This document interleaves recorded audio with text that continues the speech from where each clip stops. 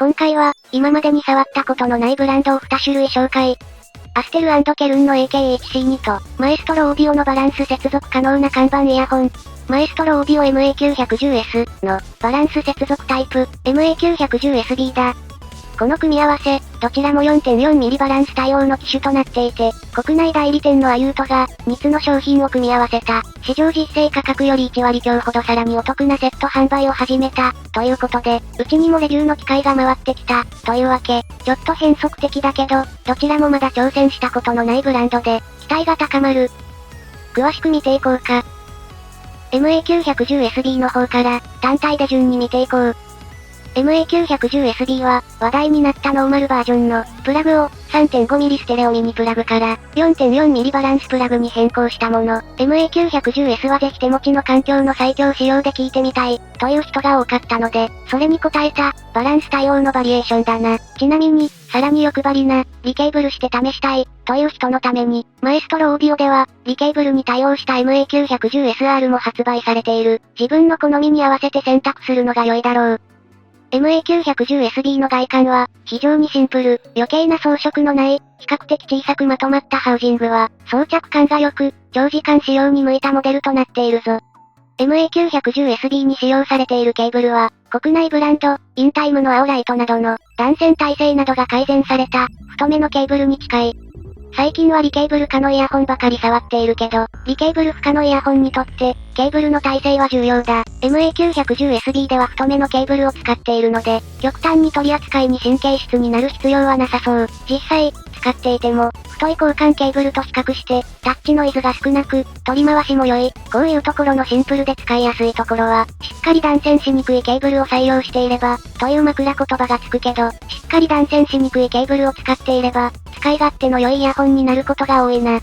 この価格なら、リケーブル可能な、もっと派手なイヤホンがあるだろって？いや、マエストロオーディオがすごいところは、この価格で日本製なところ。もちろん、国産なだけで1万円クラスとしておすすめできるか、というとそんなことは全くない。このイヤホンには、特徴的なポイントがいくつかある。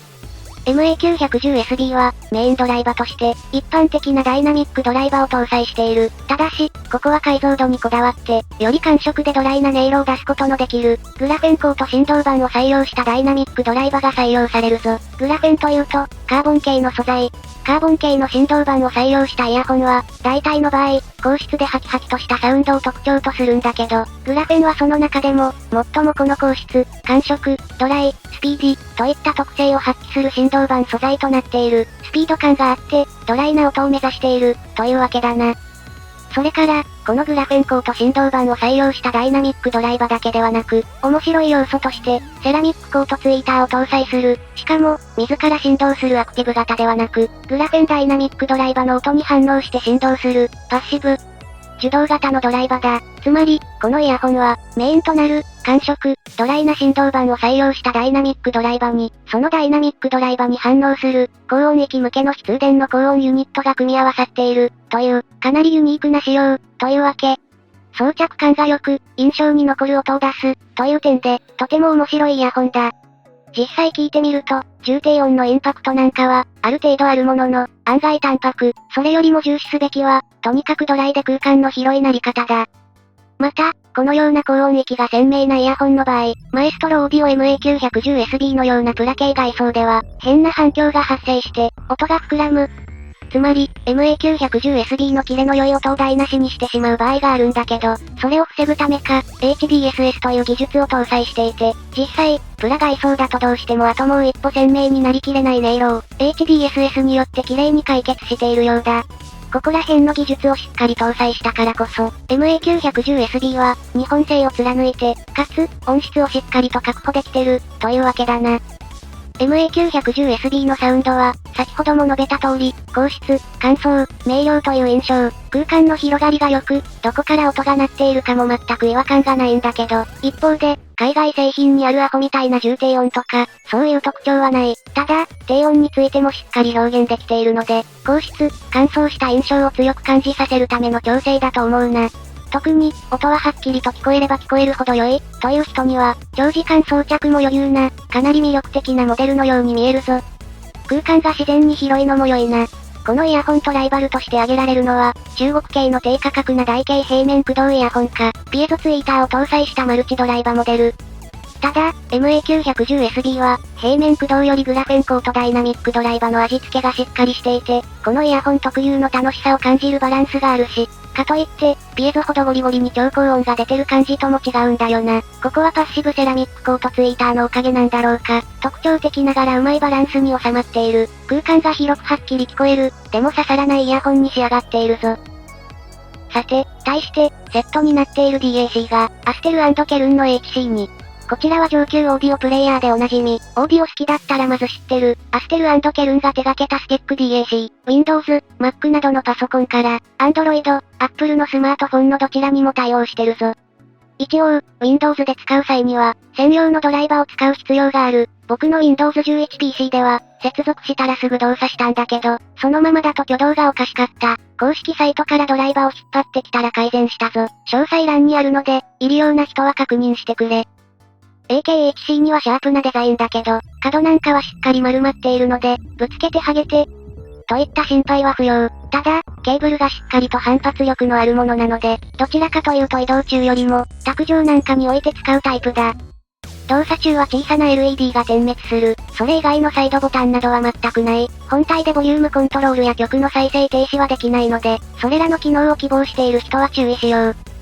出力は 4.4mm バランス。そう、バランス出力のみ。なので、一般的な 3.5mm アンバランス接続のイヤホンは使用できない点に注意だ。独立ボリュームがない。ってことは、Android ユーザーからしたら、詳細な音量調整ができないからおしめだと考えてる人もいるかもしれないけど、そこは著名メーカー、アステル&ケルン。ちゃんと対策済み。Android 用アプリとして HC シリーズの音量を調整するアプリが用意されていて、これを使えば、詳細な音量調整が可能だ。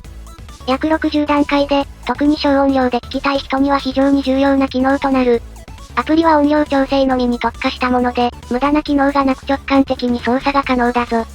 さらに、HC2 を接続するタイミングで自動起動するか否かの設定を、最初に HC2 を接続した時に選択できる。ボリュームコントロールに関しては不満なしだ。サウンド面では、バランスの良いサウンドで採用例の多い、シーラスロジックの CS43198 をデュアルで搭載。類似のモデルでは、CS43131を採用するライバルが同価格帯にいくつか存在するんだけど、基本的には、音色はどれも結構近い印象。HC にはある程度感触側にも配慮したバランスになっていて、シーラスの同クラスの DAC を採用したモデルの中では、少しクリアな音を鳴らす印象だな。もちろん、ウォームも何でもできる、バランスの良い DAC だ。類似の CS43131 採用モデルに比べると、最大音量は少し下がるものの、同時に最小音量の調整もしやすくなっている印象。実際、僕は本当に小さな音量でイヤホンを使うことが結構多いんだけど、この時に、小音量での運用を考えていない DAC だと、音全体がバリつく場合がある。HC にはこのような状況も発生しないので、しっかりと小音量でも問題なく動作するぞ。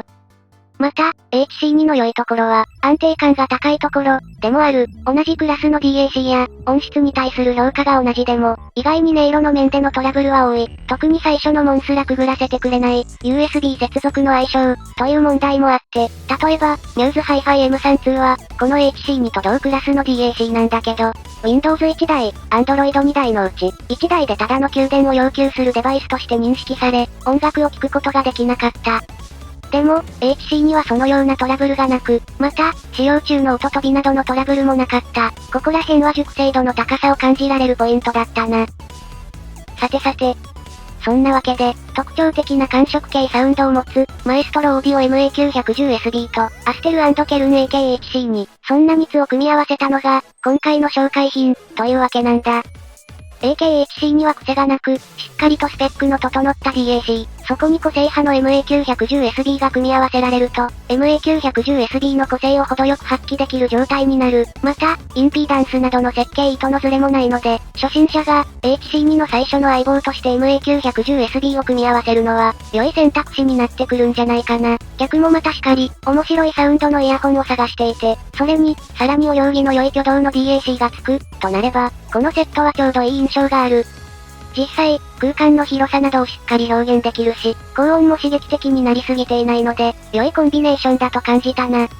MA910SB につける DAC を拡張してもよし、逆に、HC2 のオーソドックスなサウンドで、今後増えていくイヤホンをテストしてみてもよしだ。色合いがブルーで統一感があるのも良かった。というわけで、HC に、MA910SB、どちらも1000級の商品だと感じる。バランス環境のスタートに使ってもいいし、詳しい人のサブにもよしだ。どちらもファンの多いモデルなので、ぜひチャレンジしてみてくれ。といったところで今回はここまで。